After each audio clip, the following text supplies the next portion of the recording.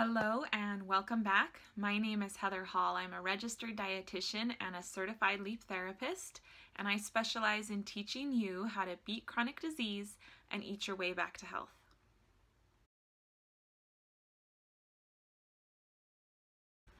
There is a lot of controversy and confusion surrounding fat in our diet. So most people today are really scared of eating fat. They believe that fat makes them fat and that fat causes heart disease. For decades, the recommendation from trusted organizations has been to eat low-fat diets, low cholesterol diets. But common sense and a lot of new evidence is telling us otherwise, that perhaps the low-fat recommendations aren't the best for our health. First of all, I want you to understand the role of fats in your diet and in your health. So fats are a major source of energy for you, and they pack more than twice the calories per gram as protein and carbohydrate, which is why a lot of people are afraid of them when they're dieting, because it's easier to get more calories in with fat. However, they have a lot of important roles. So certain fats are essential that we get from our food. That means that your body needs to get them from your food. Your body cannot make them from something else. Fat also helps you to absorb a lot of different vitamins. First of all, the fat-soluble vitamins, A, D, E, and K, most of which Americans are deficient in already. Those are going to be found in fatty foods, and they're also going to need to be absorbed in the presence of fat in your digestive system. So if you're not eating enough fat, you're not going to be absorbing those nutrients. And there was a 2004 study. In the study, people that consumed salads with fat-free dressings absorbed far less of helpful phytonutrients and vitamins from spinach, lettuce, tomatoes, and carrots than those that consumed their salads with a salad dressing containing fat. So put that fatty dressing on your salad and you're going to get more nutrition from it. Fat is needed to build all of the cell membranes in all of your body. So the exterior of each cell is actually made up in part of fatty acids. And the sheaths surrounding your nerves are also made of fat. They are essential for blood clotting. They are essential for regulating inflammation.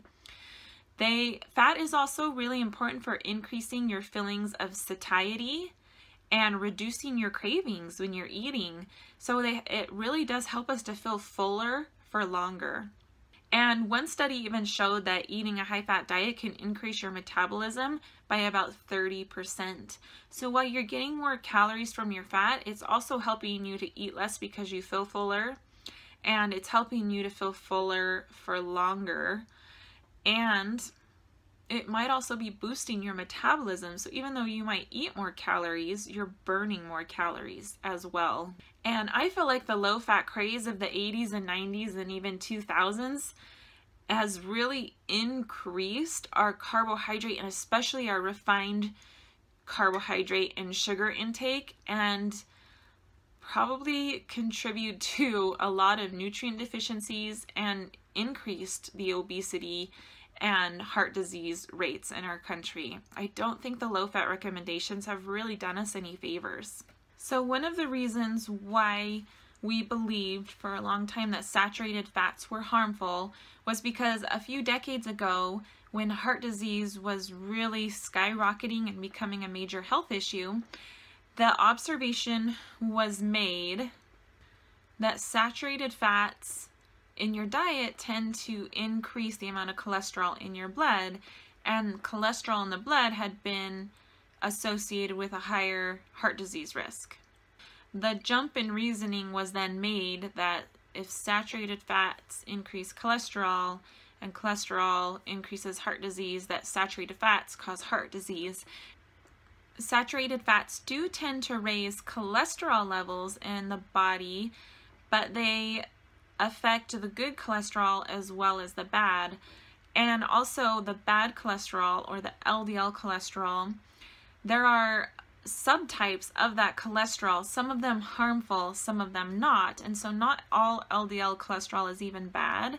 It turns out that diets that are higher in fat actually increase the good LDL cholesterol, and that diets that are high in carbohydrate actually increase the bad LDL cholesterol. So there's several recent review studies on saturated fat that have actually concluded that there is absolutely no link between saturated fat intake and heart disease risk.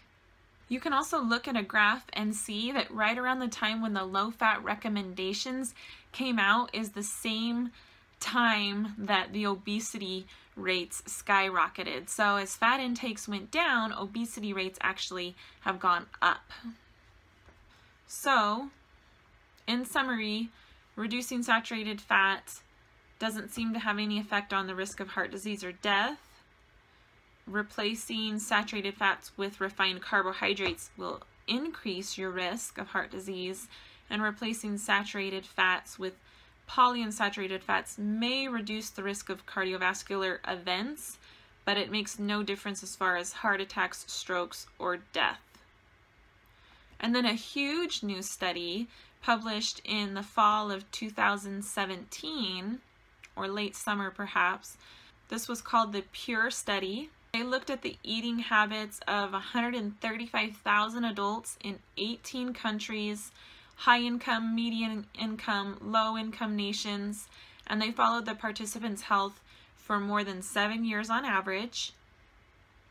Those in the study with the highest fat intakes, so more than 35% of their calories coming from fat, were actually 23% less likely to die during the course of the study than those that had the lowest fat intakes, or less than 10% of their calories coming from fats. Cardiovascular disease rates were roughly the same across fat intakes, while strokes were actually less common among those with the highest fat intakes. It also found, again, that carbohydrate intake went in the opposite direction. So those that had 77% or more of their daily calories coming from carbohydrate were 28% more likely to die during the study. Those that had less than 46% of their calories coming from carbohydrate had the lowest death rates. A note on cholesterol: the recommendations have been to eat low cholesterol diets. So there's actually no evidence that dietary cholesterol raises blood cholesterol, and low cholesterol recommendations were actually finally lifted for the dietary guidelines for Americans in 2015. Cholesterol is needed to make a lot of different hormones in your body that regulate things like your blood sugar and your menstrual cycle and your blood pressure and your testosterone and male characteristics, cortisol, which regulates things like stress response and inflammation, thyroid function. So all of those things depend on having adequate cholesterol to build them from. And so a very low cholesterol diet may not be helpful, especially if you're struggling with some of those things. So let's talk about monounsaturated fats quickly.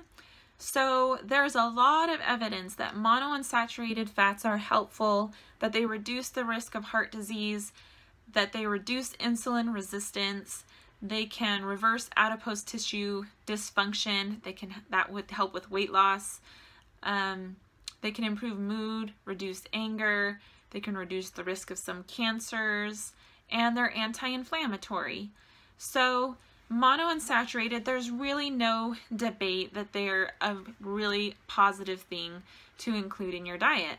Some good sources of your monounsaturated fats are going to be olives and avocados and their oils. So if you are hesitant about upping the amount of fat that you include in your diet, monounsaturated fats are a really safe place to start because there really is no doubt in the research that they do improve our health. Polyunsaturated fats, there's two main types. Those are your omega-6s and your omega-3s.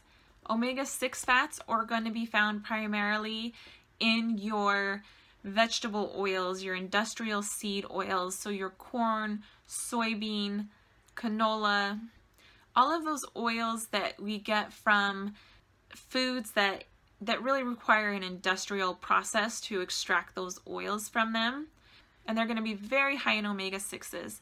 Omega-6s are really important important to have in small amounts in your diet because they do help to regulate your immune system, but they're pro-inflammatory. So they're kind of like the gas pedal for your immune system and for inflammation in high amounts. Omega-3s are more like the brakes for the immune system. So they kind of turn the immune response down a little bit.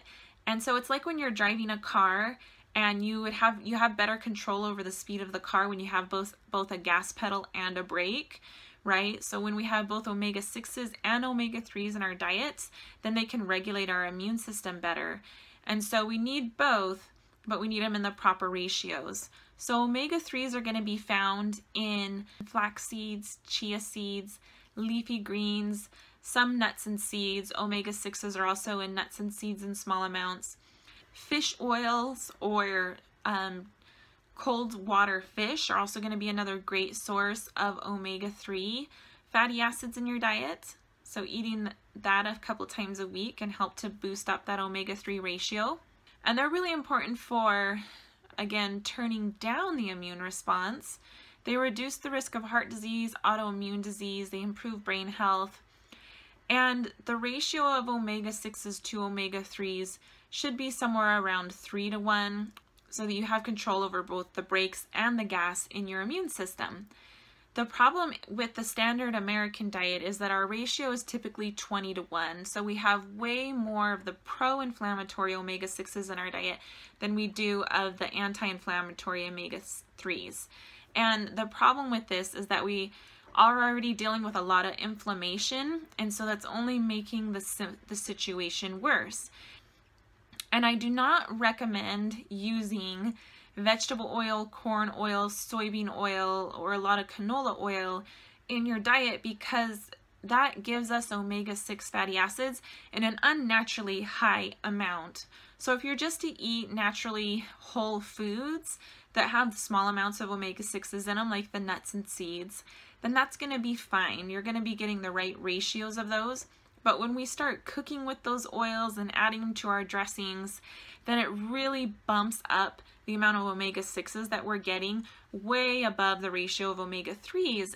And then let's just talk about one more type of fat that's in your food. So I'm kind of throwing a fourth one in here on you, and that's trans fatty acids. Just like monounsaturated fats, there's really no debate that they're good for you. With trans fats, there's really no debate that they're really bad for you. And so I recommend cutting out all trans fats from your diet. So you're going to find them mostly in commercial products. You're going to find them in the Crisco and shortening, margarine, and a lot of like commercial baked goods are going to be high in trans fatty acids. If it has a food label on it, it should list out trans fatty acids on the label. But if the serving amount is small enough that they have 1 gram or less than 1 gram, they can say 0. So also look at that ingredient list. And if you see any ingredient that says that it's hydrogenated or partially hydrogenated oil, then you know that it's a trans fat. So what fats should you be eating? So as a general rule, we're going to go back to, is it a real food source of fat or is it not? If you can figure out how to make it in your own kitchen, then it's probably a pretty healthy source of fat. So for example, butter, cream, lard, tallow, expeller pressed or cold pressed oils like olive oil or avocado oil, coconut oil, I could reasonably create those in my own kitchen. I can figure out how those are made. However, I would not be able to extract the oil from a piece of corn or a canola seed, for example. When it comes to cooking, you want to stick with your mostly saturated fat sources.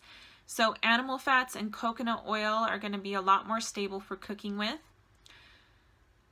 Your monounsaturated fats like olive oil or avocado oil might be great to use as a dressing or in situations where you're not going to be cooking the food or at least not heating it very high. Get your omega-6 polyunsaturated fatty acids from whole food sources like nuts and seeds for the most part, and avoid buying them in oil form and using them in your kitchen that way. whenever you're buying commercial products, they're used in those, and so you're going to get plenty of them from when you have to, go with a commercially made product, or when you're eating your nuts and seeds. You don't need to get them in the form of extra oils in your kitchen. Your omega-3 fatty acids you can get from seafood, flax seeds, chia seeds, leafy greens, supplements. The fats that I have in my own kitchen are coconut oil, beef tallow, lard, olive oil, avocado oil, and coconut oil. I find that those oils serve all of my purposes with preparing food that I need.